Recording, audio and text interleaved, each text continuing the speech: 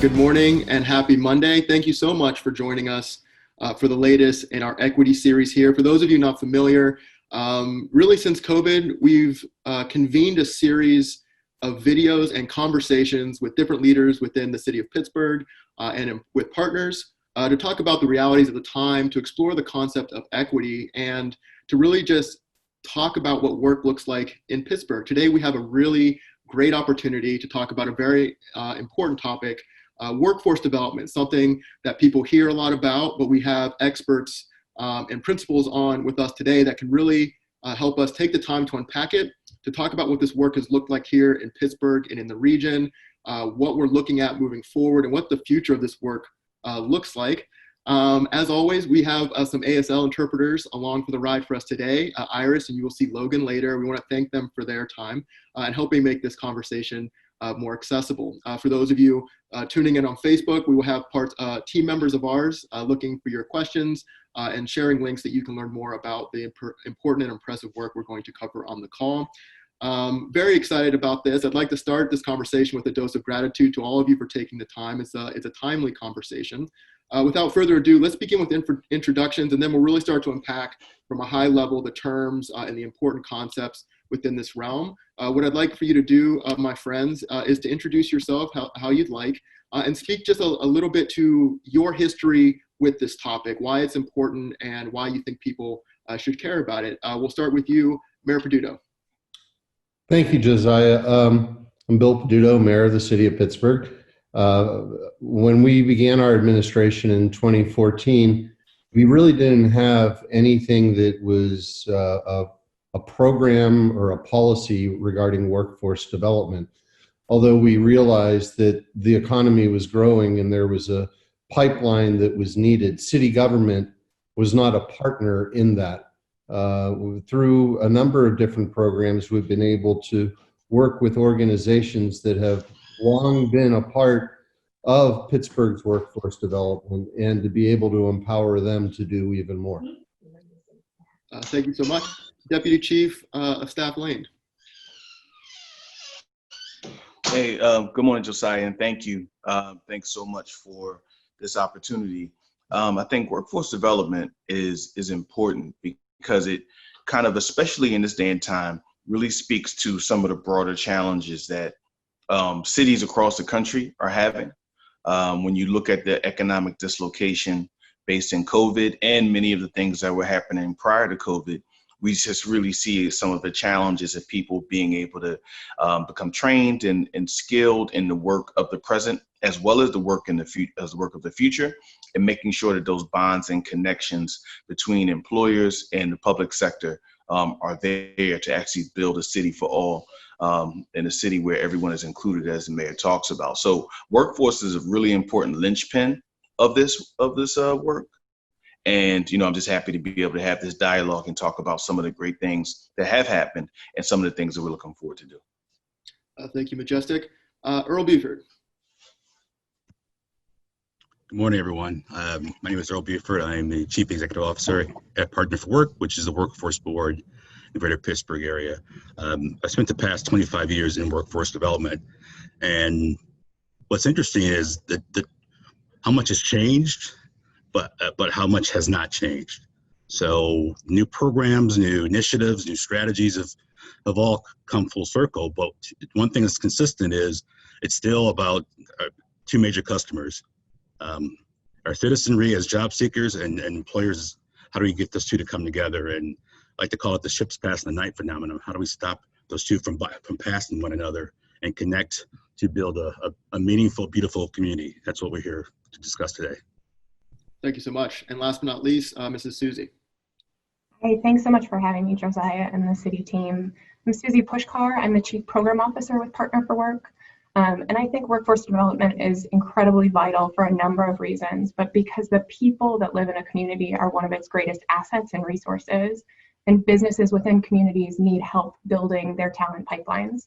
And so what we strive to do every day is help connect those people who are in need of jobs with those businesses who are in need of that talent so that we can help communities thrive. Well, thank you so much.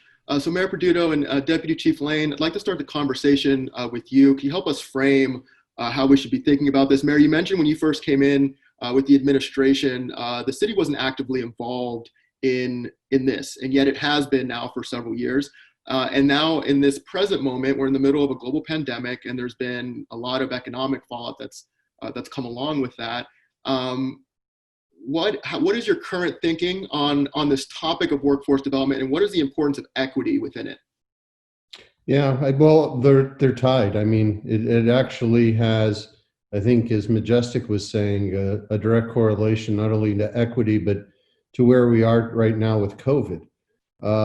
We see a greater need in understanding what work's going to look like in the next couple of years. Some companies have been able to adjust, others haven't.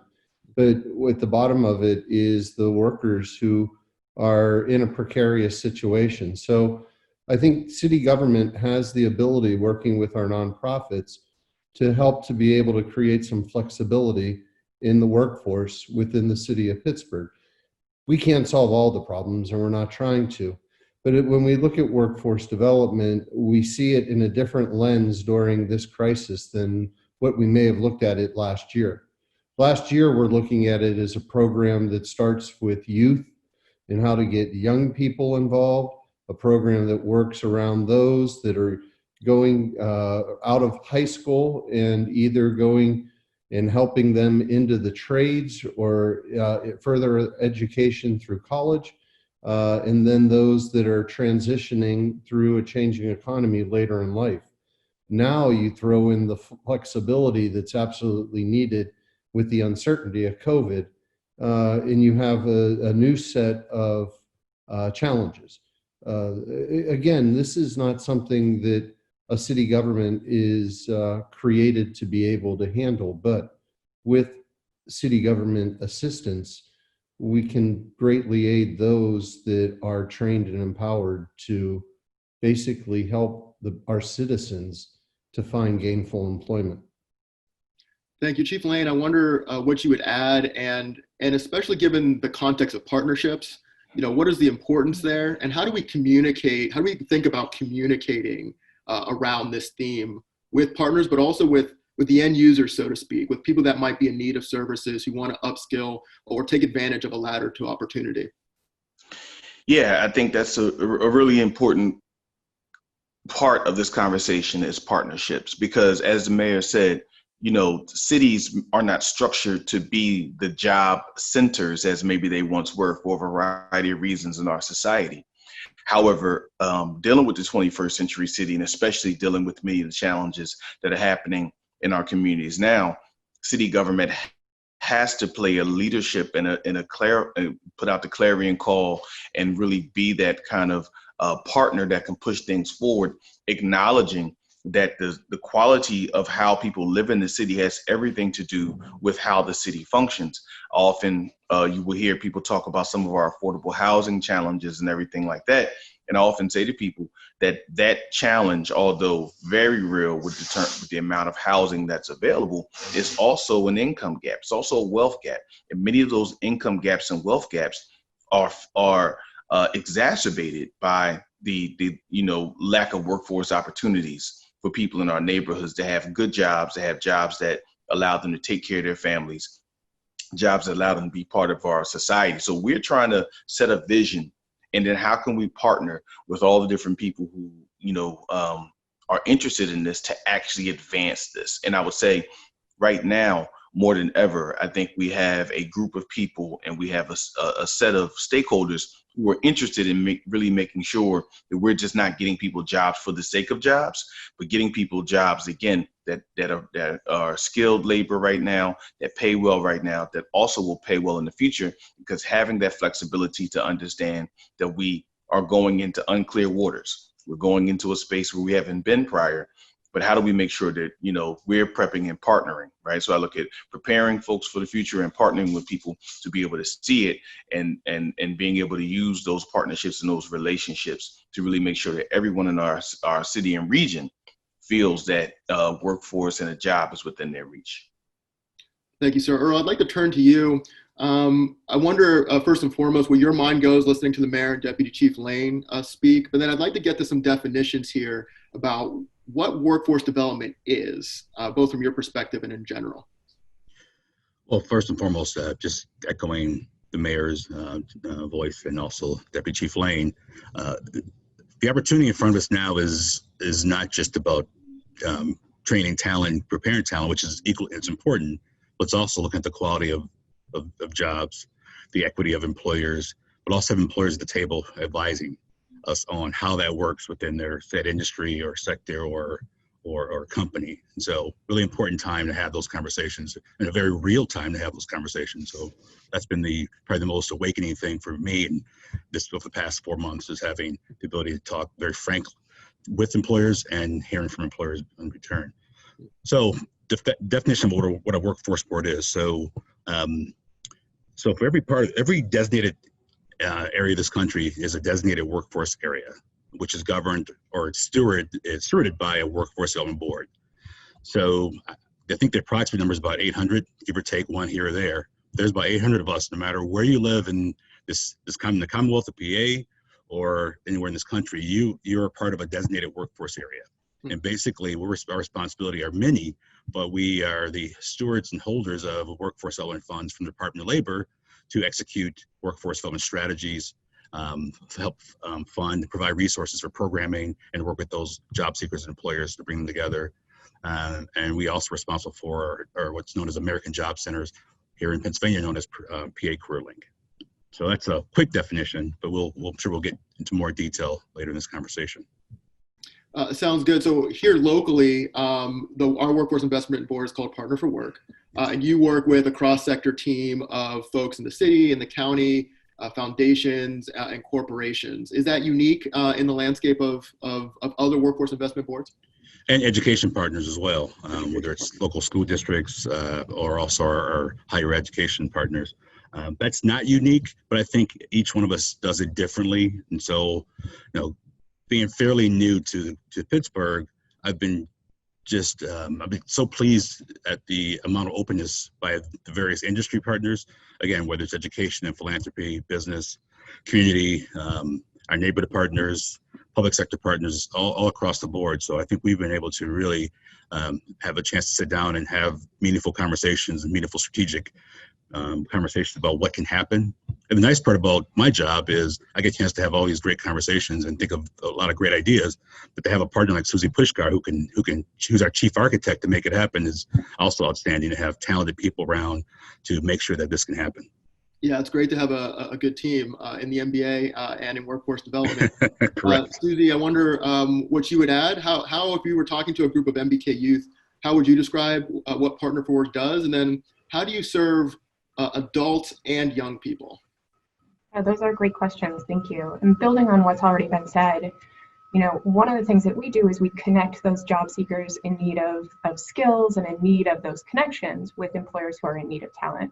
There's been a lot of talk recently about the skills gap and about how we need to train job seekers in order to be able to meet the needs of businesses within our community. That's important, but what's also important is there's a clear opportunity gap. And so young people in particular don't necessarily have the connections in with some of these larger employers into career pathway occupations.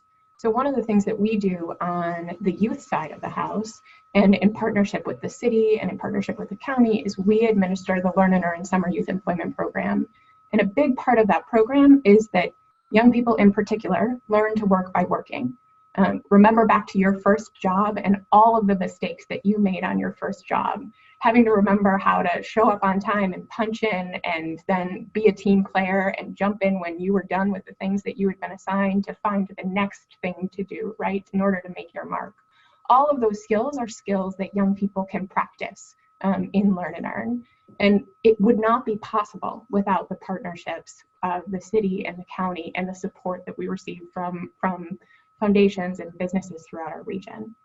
But Learn and Earn is really just the first step in someone's career. And so at Partner for Work, we work with other partners within the region to advance everyone's career along the pathway and meet them where they are. So we have programming for out-of-school youth. That's students who have dropped out of high school who need help connecting in with what comes next or to get their GED or high school equivalency. And we have programming for adults and dislocated workers. So in layman's term, a dislocated worker is really someone who has been laid off from their job and qualifies for unemployment. And Earl mentioned the PA Career Link. That's our system for serving adults. That's our system for serving dislocated workers. But what our career managers there do is help individuals figure out what they want to do next with their job search, and then help build those connections so that if someone has been laid off from a job they've been at for 40 years, that job might no longer exist, or they might not have a network in order to help them get into that next job that's along another part of their career pathway. And so by investing in programs that help build those connections, we can help individuals, no matter where they are in their career pathway, get into that next step and move along a pathway to a family sustaining career. I'd like to keep it with Learn and Earn for a quick second. And Mayor, I'd wonder if you'd help share about the history of this idea. A point of privilege being the facilitator. One of the first times I remember seeing you, sir, was when I was working for Life's Work of Western Pennsylvania in Uptown near Duquesne. And I was working on a WIA, I think it actually had transferred to a WIA program, paid internships for youth and stuff like that. And you came to that facility to do like the Learn and Earn recap. And I remember thinking, oh, this is pretty cool. Like, the mayor of the city walking down the hallway, and there was a bunch of young people. And as you passed, you were just asking them, like, how was this? Like, how did this go? And I thought, what a level of micro attention for like a mayor to be so tied in. So I wonder if you would share, how did this idea come about, and how did you end up putting it together in partnership? Well, like most good ideas that come out of cities, it was stolen. We joke about it as mayors. We watch what other cities do, and when there's a good idea that works, we try to bring it to our city. So this was through a conference. I believe it was South by Southwest. And Baltimore was talking about the program that they were putting together to help provide summer jobs to their youth, and the ability to be able to do it for hundreds of youth. And I remember in the city of Pittsburgh, we had a program, but we never had more than 150, and we did it in a silo of the city by ourselves. So kids didn't get the opportunity to work at a bank or to work at a hospital, or to, as Susie said, to be able to see those opportunities that they otherwise might never see. They were cutting grass and painting fences and doing important work. But if we could partner and find organizations to help administer, we thought that we may have an ability to raise money in order to be able to expand the program.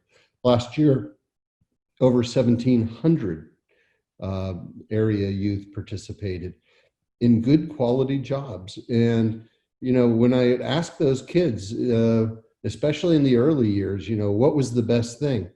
I always had this thought in my mind that I already knew the answer, that the answer was going to be, I got to make money. And some kids said that, but it was very, very rare. Kids were making money and they were helping their mom to buy groceries.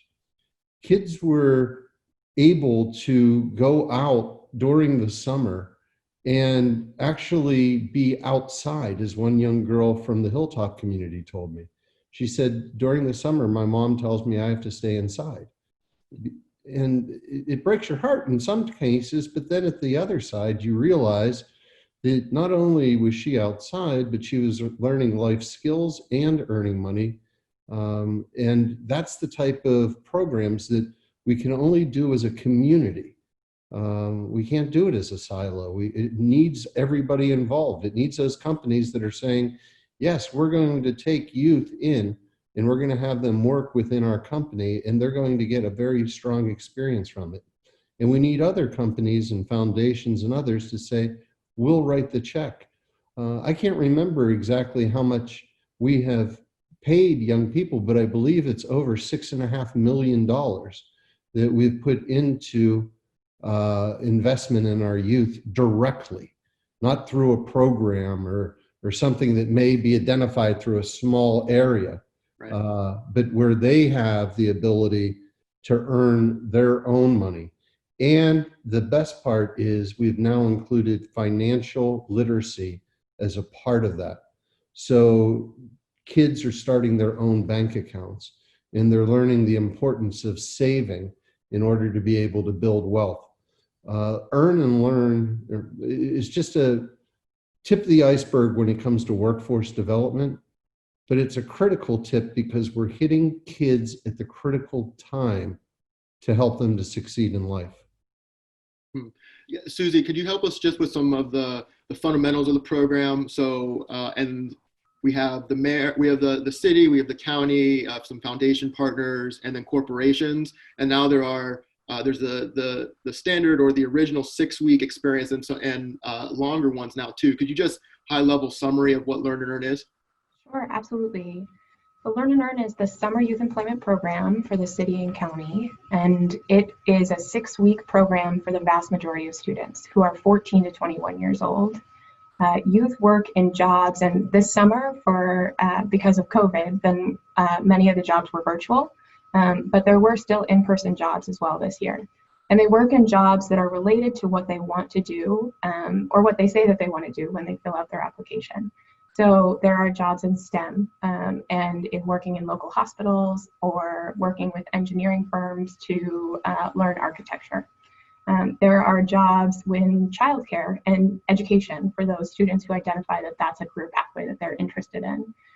This summer, youth learned all about automation and AI and how companies can use AI in order to provide better services to their customers, just as a subset of things. And one of the things that we find out through Learn and Earn is that for some youth, they start their career pathway in Learn and Earn, and what they think they wanted to do is what they end up doing when they, eventually go and graduate from high school, go on to college. And for other youth, when they're 14 or 15, they do a summer with Learn and Earn, and they find out this is absolutely not a field that I want to go into. And that is a great thing to figure out when you are 14 or 15, as opposed to when you're 24 or 25.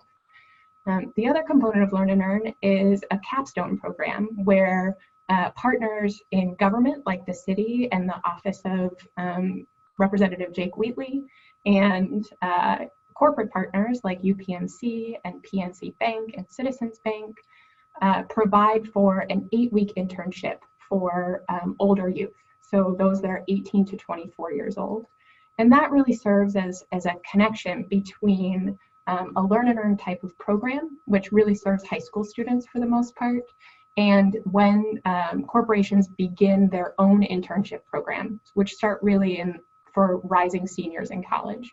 So the corporate program fills this gap both for students who are in a 2-year degree program, college freshmen and sophomores, and for out-of-school youth. So those youth who have dropped out of high school or gotten their GED and haven't gone on to college, that 8-week program gives them additional skill building and professional development, better connections into local businesses, and helps create this opportunity network for those older youth in order for them to be able to succeed after the summer is over. Thank you. So Learn and Earn is available to folks within that age range in the city and the county. Can you give us a sense of the demographics of who ends up participating? Sure. In a typical year, a little over 50% of the Learn and Earn participants are 14 and 15 years old. It's their first job for the most part. This year, our age range skewed a little bit older. There were a lot of things that were different this year given COVID. We also, this past year, every year, Learn and Earn is a program that is subsidized by state dollars. It's subsidized by the city, and the county contribute to the program, foundations contribute to the program.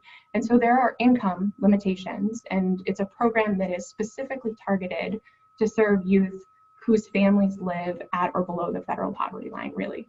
And so most of the participants this summer, when they went to sign up for the program and wanted to participate in online programming, a lot of them didn't have computers. And so one of the things that we were able to do this summer for Learn and Earn is provide computers and help close that digital divide. And the young people that participated in Learn and Earn kept those computers. So hopefully this school year, they'll also be able to participate in online learning through their school districts as well.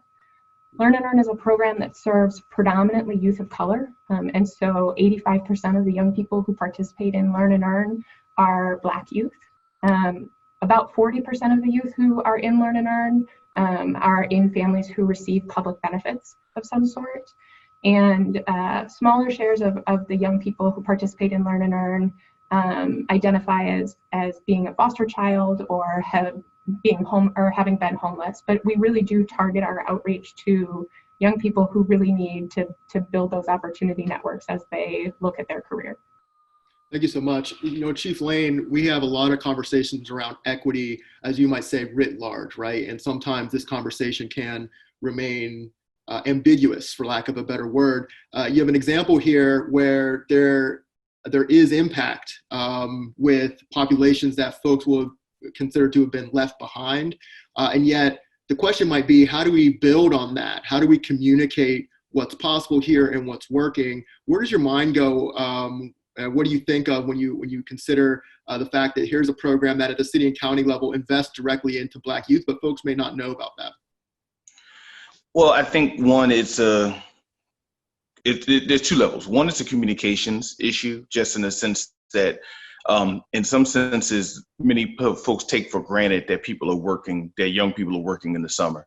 And they may have a proverbial municipal tooth fairy that they may not know how that comes to pass, right? They just see kids working and assume somebody did it, not knowing that it took resources, it took local, state, and federal resources, as well as philanthropic resources and corporate support to create that opportunity, to create that societal opportunity, and for folks to agree that that's important. I think one thing that the mayor is speaking on, but it's important to say, when everyone acknowledges that young people having the opportunity to work, one, fundamentally for access to money, right?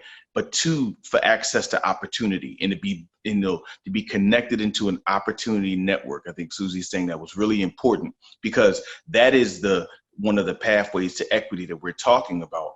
Because when young people find themselves now getting exposed to work, knowing what they like, knowing what they don't like, having the options, meeting other people who are like them, learning that they can save money, then learning that they can come back next year and get on a track to have another kind of job, meeting a partner, a nonprofit partner or a corporate partner that could be someone that could change their life. These are the networks that in so many senses we take for granted, and with wealth and things in America, folks have, and we don't discuss it. It's just part of their lives, right?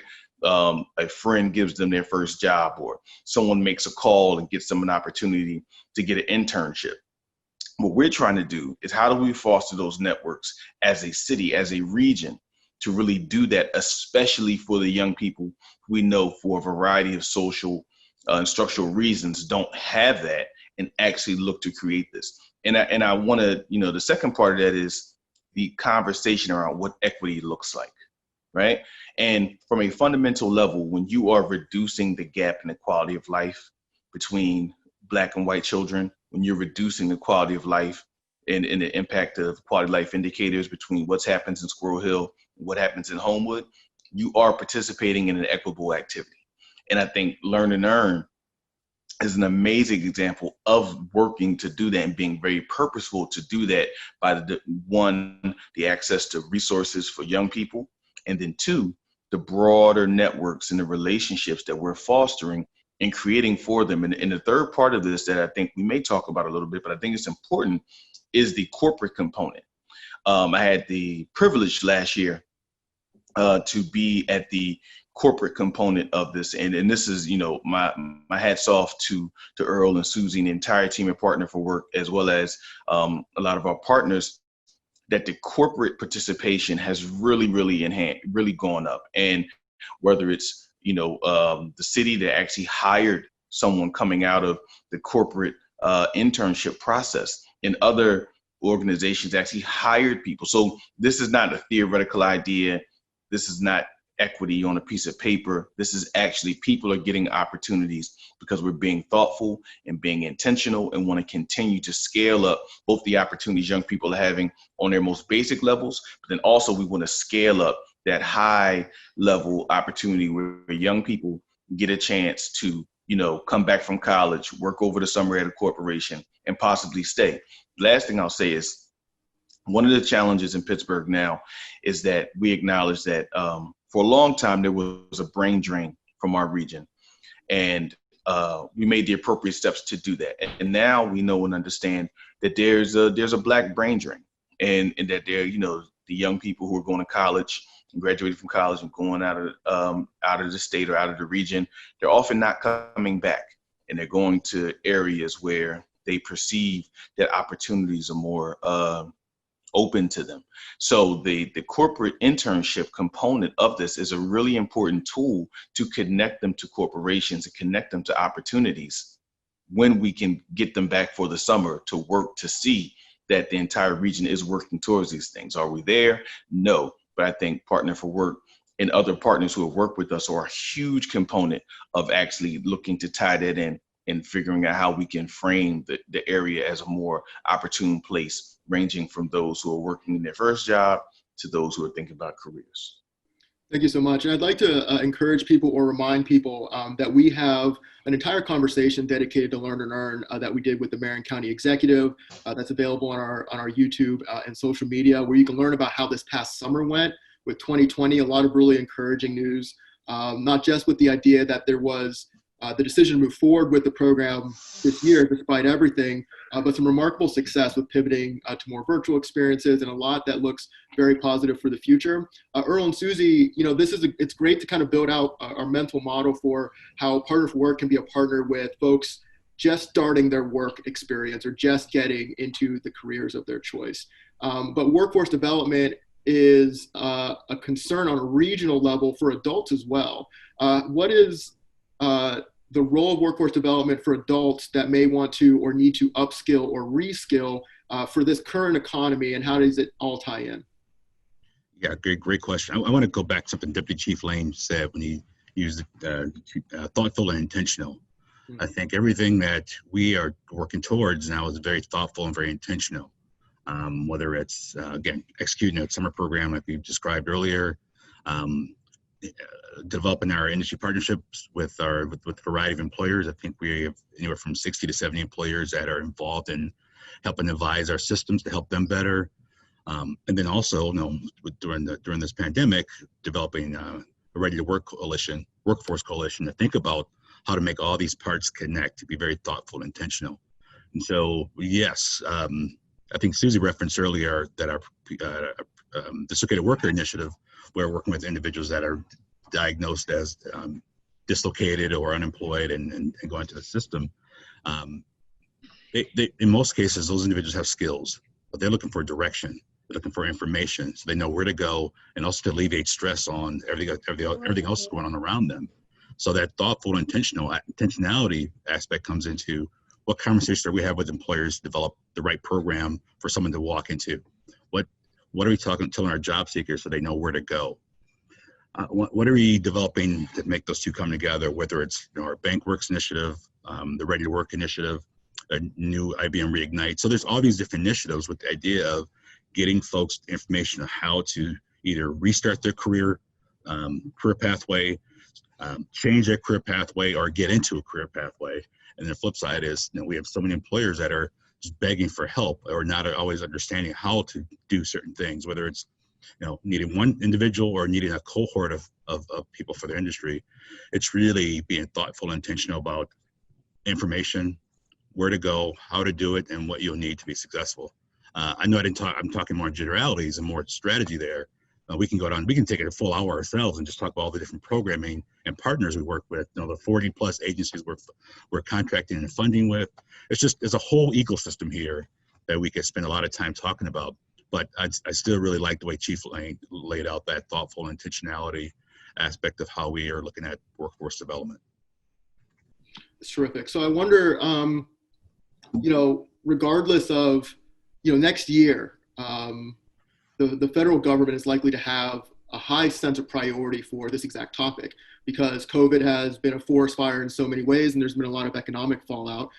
If you were to describe what success looks like for what we have going on here at scale, what would that look like? And how can those connections become more salient? And how can there be better outcomes over time?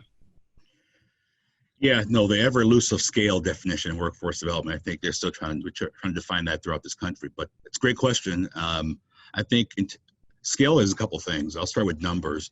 So in terms of putting people to work, if we can ever get to the point we're talking thousands of individuals going through either upscaling or reskilling or programs, that's a scalable number. Right now, we're usually talking hundreds to small numbers. They're also talking a large number, hundreds of employers at the table talking about their needs, the processes, how to pay better, the equity conversations. Those are all bigger numbers or scalable numbers. Hard to find because as a workforce, we have our own set of measurements and metrics that we deal with that are defined by the Department of Labor and by the state of Pennsylvania. But we are also going through that ourselves. We're starting to think about strategically what makes sense to better answer your question. Like, how do you really measure our success? There are so many ways to do that, but to me, it's how do we get more people to work? How do we have more companies saying that they're finding and upskilling staff and folks in the region? And also, when we look at Learn and Earn, traditionally we have 1,800 to 2,000 students. But if we can even ramp those numbers up, that would be fantastic. But scale is a tough one to answer because it's either large numbers or it's effectiveness. I want both. I'm greedy that way. When you think about that kind of investment, where would that likely come from? Is that more corporations coming to the table buying in?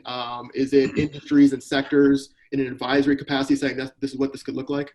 Yeah, you really just answered that for me. so it's all those things. Yes, it's a multitude of players coming together. So it's more resources, which is even though as a workforce board we have some resources.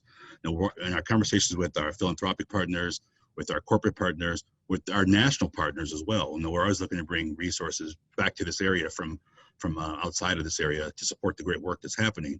But yeah, more employers, better neighborhood relationships so we can get more people out, coming out of their comfort zones into new situations and getting new jobs, new pathways. So it's all those things. And we're in the cusp of all of this. That's the beauty of this conversation is we're in the cusp of a lot of this scalable approach, this blended funding approach. All these different things are at an all-time, the opportunity is great, especially as they come out of this pandemic, because what's the term? Never lose the opportunity of a crisis to make improvements, make changes, do things you hadn't thought about or things you thought about you never felt like you could do it. I think we're in the midst of those conversations. I think the Deputy Chief Lane would support me on that. And just back to your original question about scale. Again, I want to see big numbers of all this come together and we can brag and go talk, shout from the rooftop about the effectiveness of these initiatives, not just programs, but initiatives and partnerships. And I just wanted to jump in really fast to, I had the honor of serving on the board representing the mayor. And I want to say that the response that the board collectively and the leadership of Earl and Susie and so many has really been laudable and admirable to really pull people to the table, to one, have the conversation about the COVID challenge and how it shifts the future of work. Right. I think part of this conversation, you can't have it with acknowledging that there's certain jobs that are going away that we've all become accustomed to. Now, whether we should have become accustomed to the pay, whether we should have become accustomed to how long they had to work and how far they had to go was a different conversation. But some of those jobs will be gone. At the same time, there are opportunities to create new jobs that will be the things going forward. So I think COVID really allowed us to have that conversation and to not just have this quote unquote crisis go to waste and harm people, but to really think about how are our systems working, and are our systems working to be able to deal with the issues of today and issues of tomorrow, to say nothing of the fact of the racial unrest in America that then made us have another conversation about the equity involved in how the workforce system is working, which also came out during COVID, right? And so I think the board and the organization has really begun to pivot in a way that is going to be able to provide structural leadership for how we think about these things. Before, equity may have been there, but with Earl's leadership and the board's leadership, it is now much more of a central thought than it ever has been, as well as a whole host of programs. Again, we would be all day kind of talking about things like BankWorks, and I do want to make sure we spend time and you can talk to the mayor and Earl about the trades program, because I think it's important for people to really understand that program in particular. But there's so many examples of industries that we're now creating opportunities for, and partnerships with industries and partnerships in fields that we were not before. But it's because that we've seized the moment and seized the time and thought about better ways to serve people, better ways to serve businesses, and better ways to serve our region and our citizens. Yeah, let's jump into that if we could, because I was interfacing with some members on your team, Earl and Susie, and they were talking with me about this idea of like articulated advancement pathways within industries. And I'll summarize an industry example that I was given where within like the realm of healthcare, where you start out at a certain level, you're in the door, you're making X amount. And then after 6 months, you qualify for a training program that can bump your compensation. And then in another 8 months, you can be here, et cetera, et cetera, et cetera. And this to me seemed like a really fascinating and beneficial idea, because it kind of helps people visualize what success looks like within that specific realm. So tell us a little bit more about these industry partnerships and what's available in the trades now that perhaps wasn't in the past. Yeah, I believe it was President Obama on the around 2013, 2014, as they were reauthorizing the Workforce Innovation Opportunities Act, the law that governs workforce systems and the things we do. You said the days of training and praying are over. And for all those who've been in the workforce development world, that was something that was just part and parcel how business was done. You trained a lot of people, and then you prayed like heck that an employer would come pick them up. So back to that whole thoughtful, intentional phrase earlier, we've really taken it to heart as a workforce system to make sure that we're having those tough conversations with employers, but also developing these signature initiatives with guarantee or near guarantee of placement at the end of a program. So probably the signature program that's been touted is our program with the trades and contractors called Intro to the Trades, where we are probably the lead investor, but the trades have agreed that when someone completes that 6-week training program, it could be 8 weeks, I'm sorry, it's either 6 or 8 weeks, I forget, there's so many programs in time. But when that time is over, they are guaranteed placement into the unionized construction industry, either as an apprentice candidate or as what's called a journey person on the laborer side.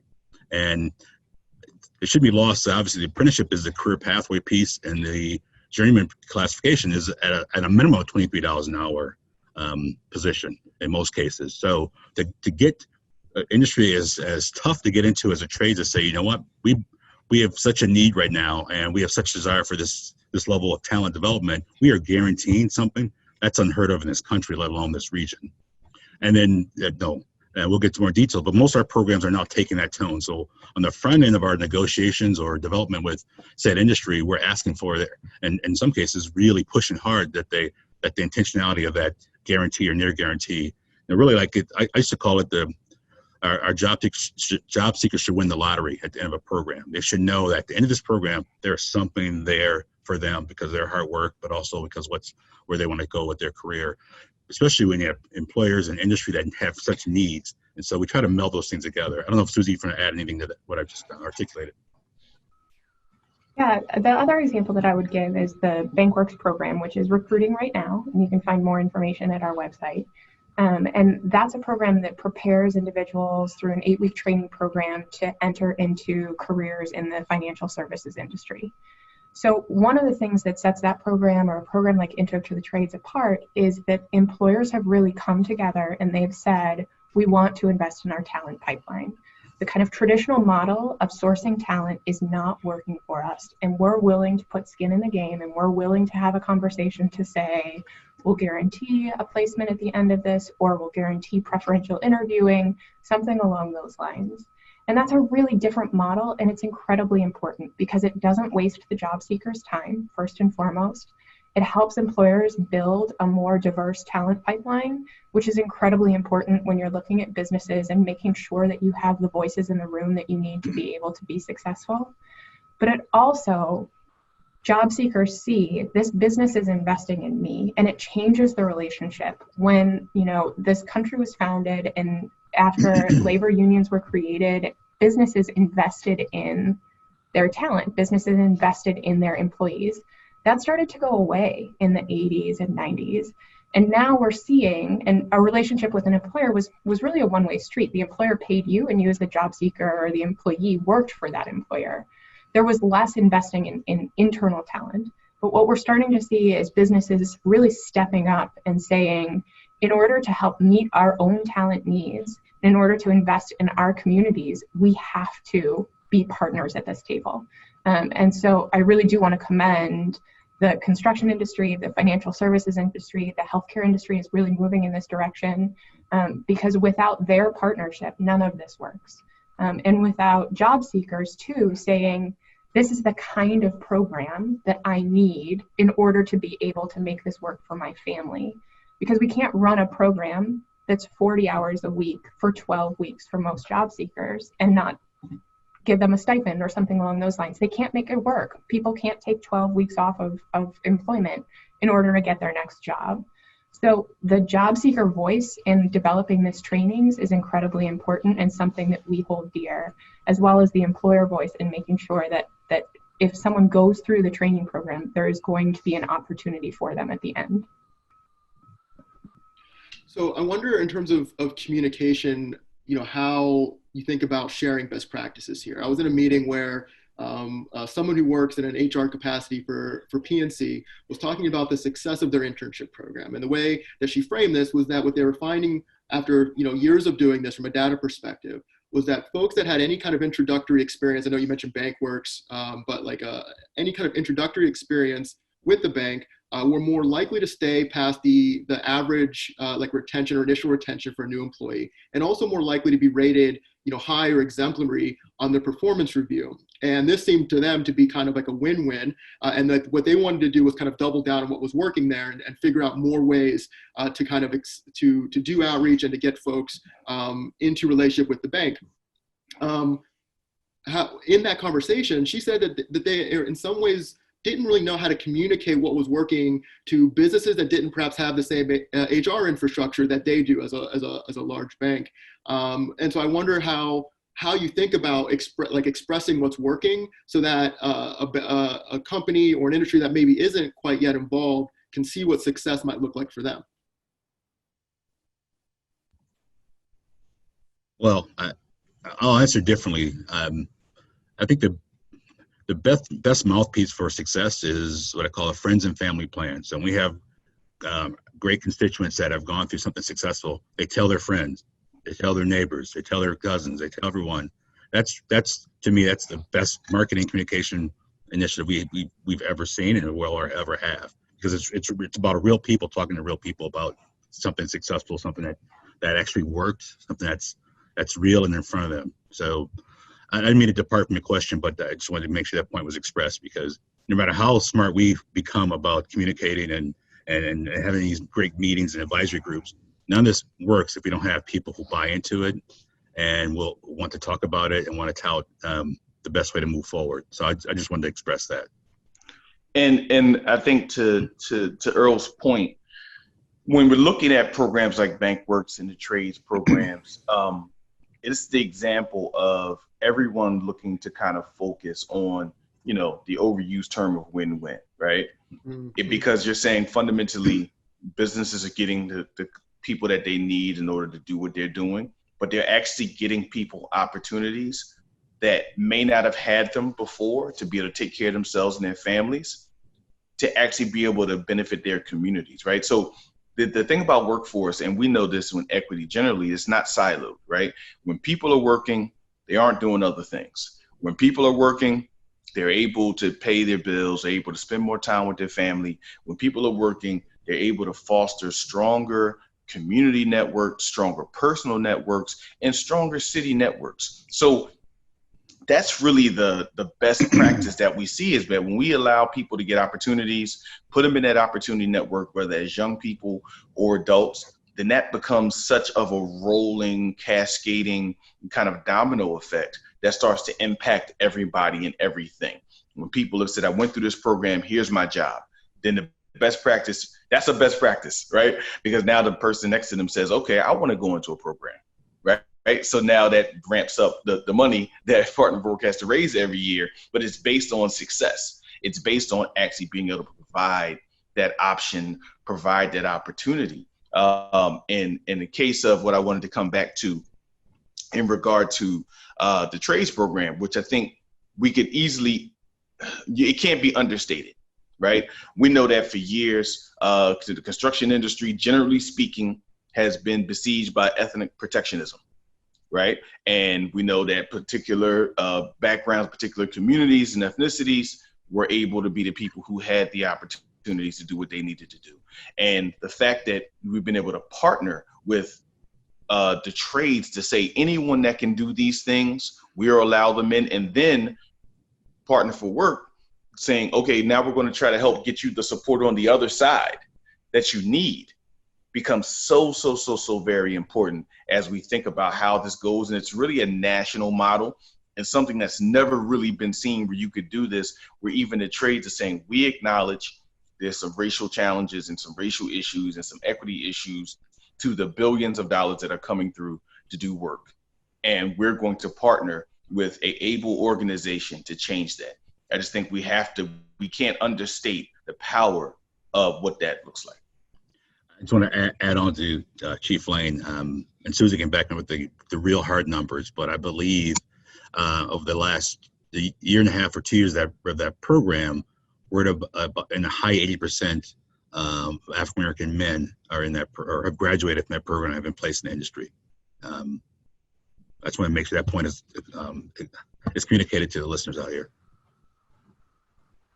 Those are right numbers. And the other thing that I would add to this conversation, Josiah, to get to your question too, is large corporations generally don't change out of the goodness of their own heart.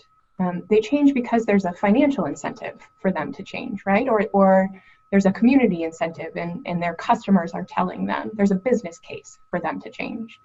And that is not to say that any of our partners aren't amazing and ethical and really want to build better systems. But it is to say that because we have such sustained partnerships with the trades, because we have such sustained partnerships with banks and other financial industry partners, then what those partners are doing is they're telling their peers and individuals within or businesses within their supply chains, here's how we're able to source talent, and here's what it means for our bottom line.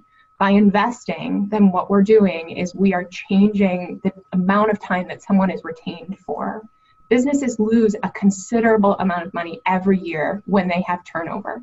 And so if, through our programs, one of the things that we can do is reduce the amount of turnover businesses have, which we think we have a pretty positive business case that we can do, then we're saving money for those businesses that they can continue to invest in in their business.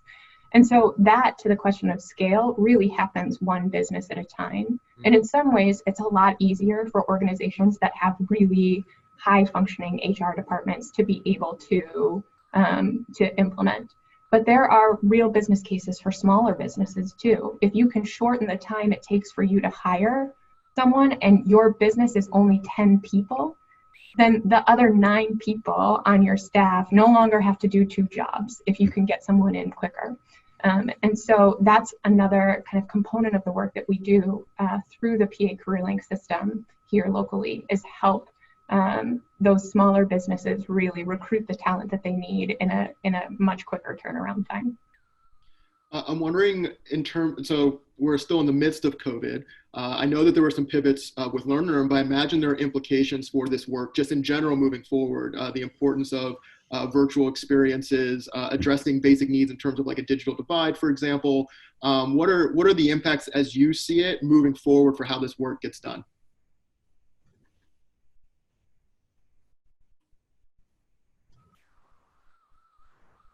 So I think one of the things that we see so the PA CareerLink offices have been providing services virtually online since the start of the pandemic. Just last week, they reopened to in-person appointments. But we think that virtual work is going to be a huge part of what we do for the very long-term future. And meeting people where they are, getting them to be able to get services without having to leave their homes, that has been a really unexpected silver lining of the pandemic, we'll say. But we're also hearing from our employer partners the way that they think of businesses and what they do is changing. We've heard from call centers who have said, I sent everyone home in March to work from home, and I'm not ever going to bring them back. They are going to continue to work from home. And so that's a different skill set for an individual to remember to take breaks and not, have just sitting in front of your computer all day long, and how that works when you don't have your coworker right next door who you can ask a question of. So that's an important tool that we're really training job seekers on. The other thing that job seekers are all going to have to contend with is that there are fewer in-person interviews now than there were this time last year. And so the skill set of being able to interview over the phone or on a Zoom call is a different set of skills. And so that's all going to change what we're doing. We're also seeing some businesses that really were affected by COVID are not coming back as quickly. And they're the businesses that everyone can think of, the food service businesses, the hospitality industry. And so looking at workers who were displaced from those industries and identifying what are other jobs that you can transfer the skills that you developed pre-COVID into. And a great example of that is that individuals who have retail experience or food service experience with cash handling do really well in the financial services industry because they know how to deal with the general public. They know how to deal with a lunch rush. They have that cash handling experience, and really getting into a job at the financial services industry opens you up to any number of other career pathways there. So I think that COVID is going to change things short term, and it's going to change things for a really long time. One thing that we saw in the Great Recession with Pittsburgh is that Pittsburgh's economy didn't fall as far as our kind of peer cities, but it took us longer to come back. And so when we think about our work and what might happen post-COVID, is that we're going to need to invest in really sustained programming in order to make sure that we have an equitable focus and that we are helping job seekers where they are. We know that the unemployment rates for young people are generally 2 to 3 times higher than the general public, and the unemployment rate for Black people is about 2 to 3 times higher than the general unemployment rate as well. And so even if our general unemployment rate is going down and it gets to 4 or 5% where it was pre-pandemic, that's still 10 or 15% for young people, or 10 or 15% for Black people, and that's not acceptable. We have to have sustained investment in order to make sure that our young communities, that our communities of color have those opportunities in order to be able to improve the businesses in our region. How do we signal boost these realities and these opportunities? I recall working in the nonprofit space here in Pittsburgh, and when Learn was coming up, there was a matter of flyering, of handing out, paper materials at community meetings and things like that to meet people where they're at, gathering around a topic or an event or something like that. But for the foreseeable future, at least until COVID is behind us, we might not be able to take advantage of those settings. So how are you currently thinking about doing the kinds of communications and outreach down at the community and grassroots level so that more people find out about these opportunities? Well, it's a digital divide issue that we're all dealing with. I mean, school districts are dealing with it. Obviously, we're dealing at the workforce level. Community partners are dealing with that. It's one of the for those who've heard our launch of the IBM Reignite the Economy conversation recently.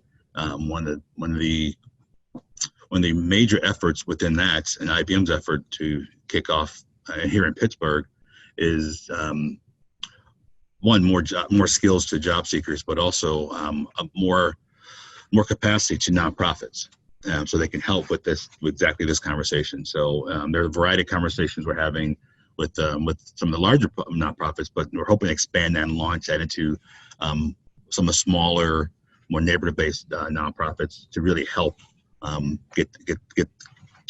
really help with this divide conversation. And so then, of course, how do you transition that into a job and workforce development conversation? That's where they're also that's where the job seeker training comes in, but also the articulation with employers that we've kind of talked about throughout this entire conversation. So so within that whole initiative, there's all those moving parts, but it's really how do we deal with the digital divide? How do we get more skills to job seekers? How to get more employers at the table to, again, identify and articulate how these credentials and skills are something they're looking for in a job seeker coming into the workforce with that particular company. So, but there's a long ways to go, as Chief Lane said earlier. We have to be more intentional about that divide issue as well, which makes virtual learning more a bigger tool than even how it worked out this summer.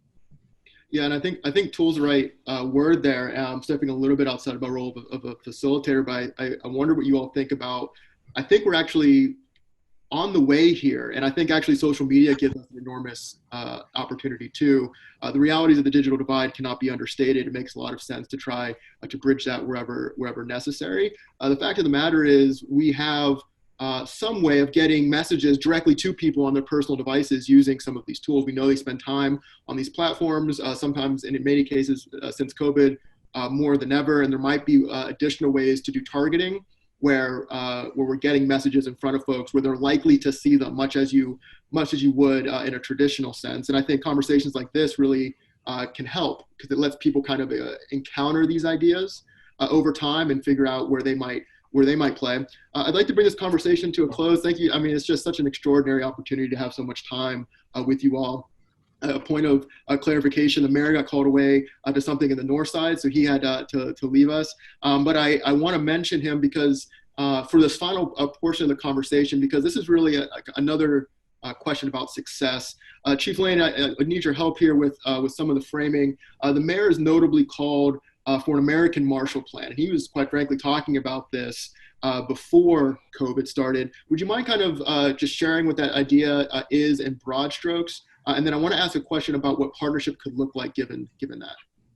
Sure. I think, when you look at how I want to frame this correctly, when you look at communities, we know that post-industrial society, many of communities in what people call the inner cities or largely Black and brown cities were hugely impacted by the loss of industry. And that loss of industry shifted many of those cities and the challenges that have happened in those places. Then over time, you get these, kind of Rust Belt areas in Appalachia and other places that start going through very many of the same challenges that were happening in the urban core maybe 20 years prior, right? And we had a whole bunch of different industrial complexes arrive to kind of prop up Appalachia. We had a whole bunch of politicals saying they were going to do things to save jobs when they weren't. And so if, for everyone that's familiar with the book Hillbilly Elegy and other ideas, there's just this broader conversation on what is the future of like these Rust Belt areas that now have been left aside by industry and innovation. So because Pittsburgh is the Paris of Appalachia, the mayor has often talked about what is the plan to really deeply engage these areas that industry has left behind. And that's like a Marshall Plan of sorts, right? What the work that's happening here, I think, is good because it actually blends all those things. Like Pittsburgh is an example of a place with an urban core and suburbs that have challenges. One of the things that we constantly work with at Partner for Work and I think about in my role is the equity of transportation. When you have a job center that's 30 minutes from the city, but you have willing employees in the city, but there's no transportation system to get there. So this kind of broader Marshall Plan is really going to be the infrastructure to create and spur the innovation and spur the opportunities that are there but need to be connected. And the partnership of Partner for Work is central to that, right? When new jobs come to the area because Amazon is coming in, who comes in to have that conversation really be central? Partner for Work, right? They're the ones who really are trying to think, how do you connect folks on the East End, the Hill District, the Southern Hilltops, the Mon Valley, to opportunities where there's not a lot of transportation. So this kind of Marshall Plan is really the broader thought and broader thinking about developing, the infrastructure that we need in order to raise all the boats of everyone in a region like Appalachia. Thank you, Chief. So given that, I wonder how you all would frame the idea of successful or efficacious partnership, say at the federal and state level with what we have going on here, right? If we were sitting at a federal table talking about what's working here, what we have going, and our challenges, given the idea that we want to invest in cities at the size of Pittsburgh, and just in the idea of the workforce within America, what is that pitch? How are we framing that or would we frame that to partners? Well, if I'm talking to national officials, national leaders, workforce development, at this time I'm asking for flexibility, asking for greater flexibility in how a local area localizes its work and its needs, and as you could say, make more efficient efficacy of what it does. It's really about flexibility on how you use resources, flexibility on your reporting, things like that. I think if anything has come out of COVID, is that the need for that flexibility is there. We can define what the end game looks like, but the need for flexibility at the local level is more inherent than ever. Susie, anything you would add to that? No, I think that local flexibility and local leadership is going to be really important in recovery, because Pittsburgh is so dramatically different from areas in the center of the state, for instance, even than Philadelphia, and the scale of our challenges and what those challenges are. Yeah. And so there are broad strokes that work across the Commonwealth for workforce development, employer engagement, and making sure that there's clear outcomes at the end of things. But the industries that drive our economy here in Pittsburgh, the specific needs of residents, the transportation equity issues that Deputy Chief Lane talked about, all of those are maybe not unique to Pittsburgh, but they are different in Pittsburgh. And so the broad challenges are very similar across the Commonwealth, but the specific solutions have to be aligned with our local needs and our local partners and what we're able to implement here. So it sounds like it would make sense to talk about where investment in the environment, so to speak, the infrastructure, addressing things like the digital divide, making sure that the fundamentals are in place, good transportation options, access to quality internet, et cetera, are ways that they can invest. And then also flexibility at the local level so that funds can be used in the most efficient way possible. Perhaps increased support so that, it'd be great, I think, to be able to engage even more young people through Learn and Earn, and for the compensation for Learn and Earn to be higher, increased resources could make a difference there. But then really looking at the importance of cross-sector collaboration, realizing that industry has a role to play across the board. Local philanthropy, to the extent that you have it and can engage it, has a role to play. Education partners, university partners, but also community colleges, trade institutes, other apparatus that can help with the upskilling, help with the workforce development, the certifications, et cetera. All of this is a really compelling puzzle piece that, framed correctly, could make a real difference. Anything that I'm missing there? That's a really good summation. Thank you. Yeah. Well, I'm just listening to these wonderful leaders on the call. Well, thank you so much, my friends, for taking the time to have this conversation. I'll open it up one last time. Any final encouragements you have for folks that are watching? Anything you'd like them to take away from this conversation about the state of workforce development and the future? We'll start with you. I heard Majestic start to speak. You want to go first? No. That's fine. Let Earl go, please. Okay. Well, I want to make two quick points. One, at the local level, how it's been just great to come into a market where the collaboration level is at an all-time high, particularly at the mayor's office between Chief Lane, the mayor, and also the rest of their staff. It's been, for a workforce system like ours, it's been just a joy to work with them and push the envelope on things. Like I think we said earlier, we're all trying to do some things that haven't been done before, and so to have that partnership and flexibility and also leadership has been just outstanding.